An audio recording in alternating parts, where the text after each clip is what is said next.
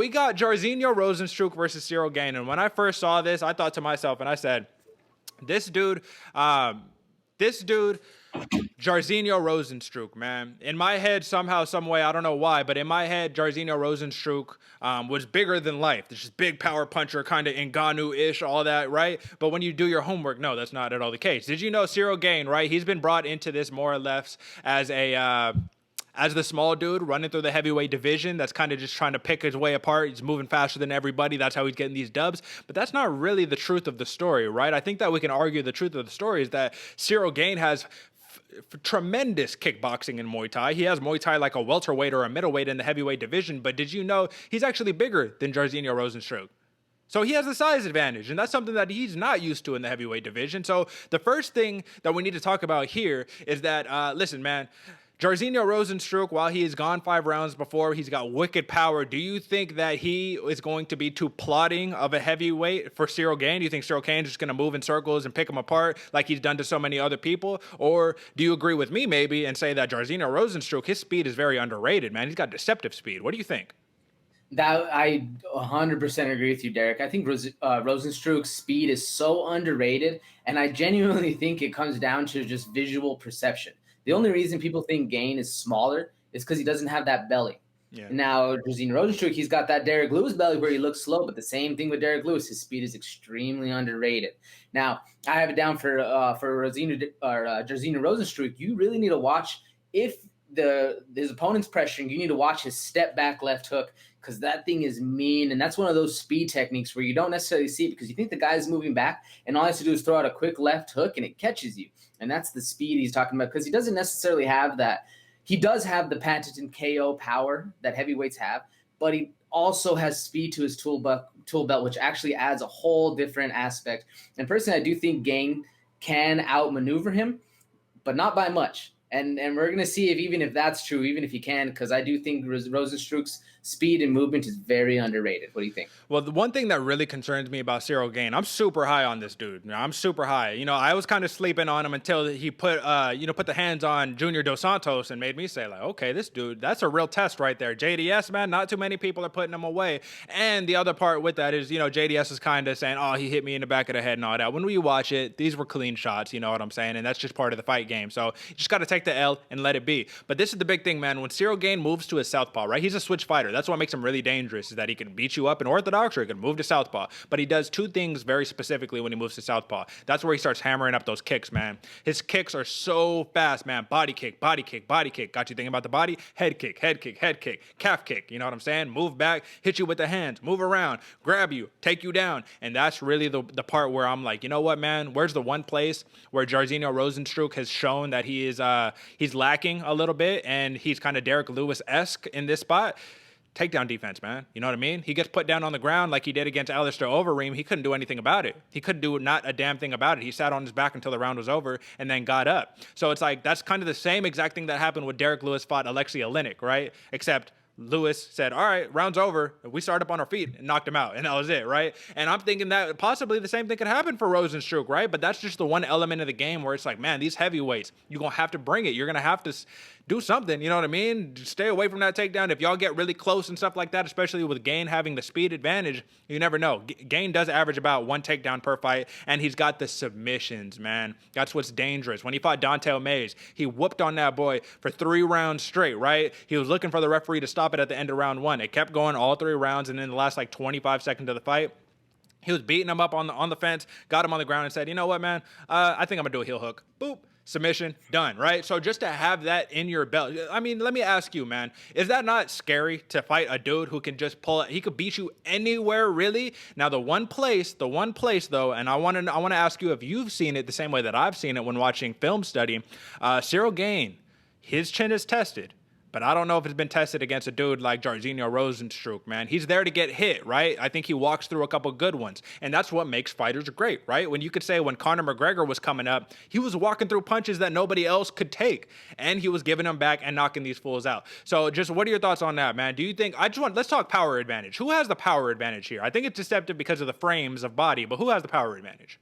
I think it's deceptive because of the frames and body, but I think Rozenstruik has the power advantage because of what he one is able to do to JDS. Super impressive. But personally, I don't think Gane has the power because of his fight against Bozer. Yeah. Wasn't able to put Bozer away, and Bozer's another one of those lighter heavyweights.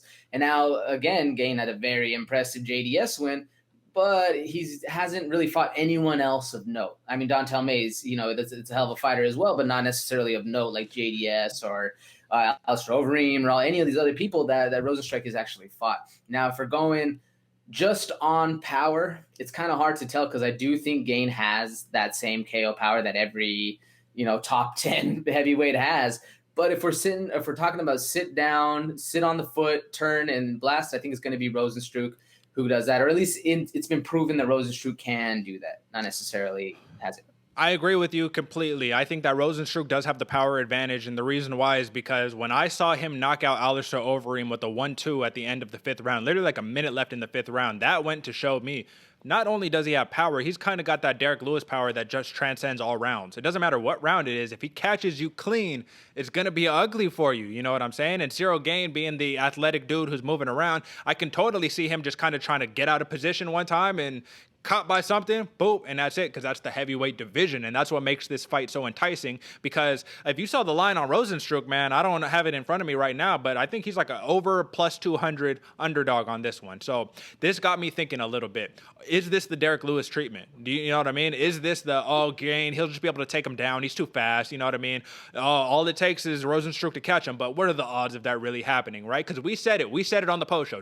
I think you said it specifically. You were like, listen, man, Derek Lewis got the beautiful uppercut on Curtis Blades, but what if that didn't happen?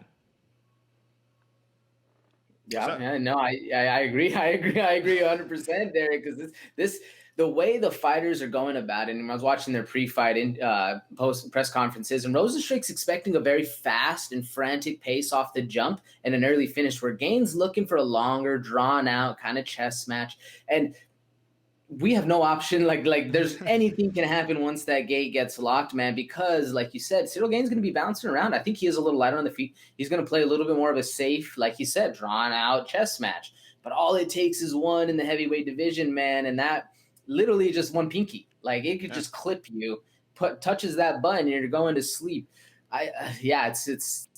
I think it's going to end early personally, but we'll see where it goes from there. Well, listen, man. First off, I think it's really crazy just because it's like, all right, man. What are the odds of heavyweight fights going the distance these days, man? With these high caliber fighters, when Derek Lewis hit Curtis Blades, he didn't even hit him clean, man. He hit him with his wrist, ended up hurting his wrist, and still knocked him out cold like that, right? So I can only imagine these dudes swinging him around. What I do like about both of these fighters, respectively, though, Gane and Rozenstruik, is that they both like to beat up the body, man. Both of them, and that's old school. And I just love that, man. Just go for that liver shot. Beat up that liver, see what they can do with it, because that's got to be the key to victory for Rozenstruik. I got to slow this dude Gane down. If we got 5 rounds, let me start touching up that body. Let me see what I can do, But once again, the thing that always jumps back into my mind is because I've seen Gane do it, man. If he takes you down, how you going to get up? You going to Derek Lewis him and just stand up? Jiu-jitsu isn't real? What are we doing? You know what I'm saying? So it'll be really interesting to see. But nonetheless, man, Rozenstruik, out of his 11 MMA wins, 10 of them are by knockout, man. He's gone the distance one time. That's it. Never been.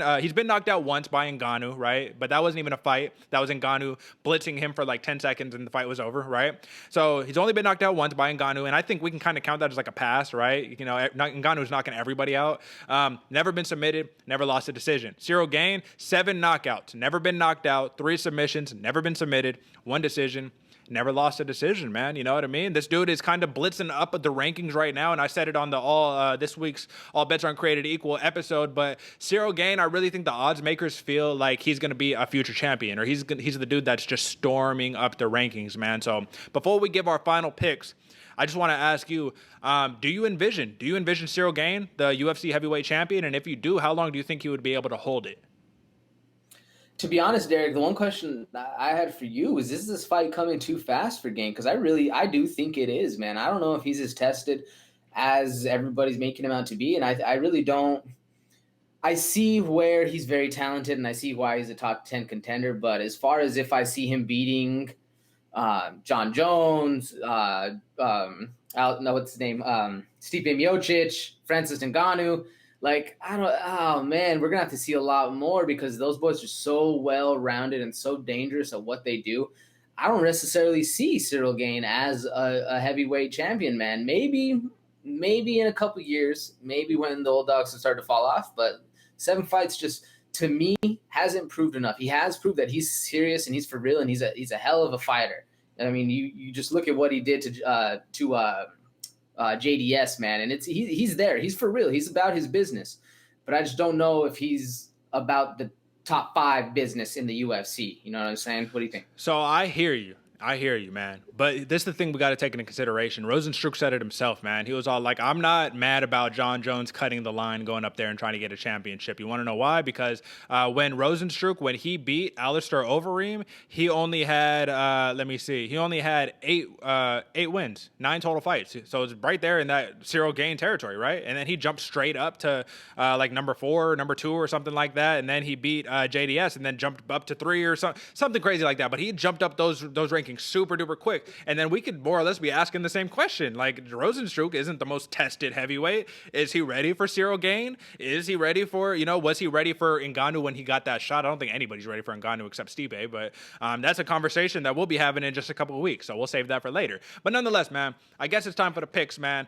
We still got 2 minutes 55, so we can do a little bit of talking after this, but I'm gonna go first, man, and I'm picking Cyril Gane to win this fight, and believe it or not, I'm going to a decision win, man. I just think he's gonna try to control the man, and he might be a little hesitant of that power, man. I think a submission could happen. That probably very likely if he gets him on the ground, he starts messing around with him like that. But nonetheless, man, should be a hard fought 5 rounds. I'm going against the grain on this one. Who are you picking?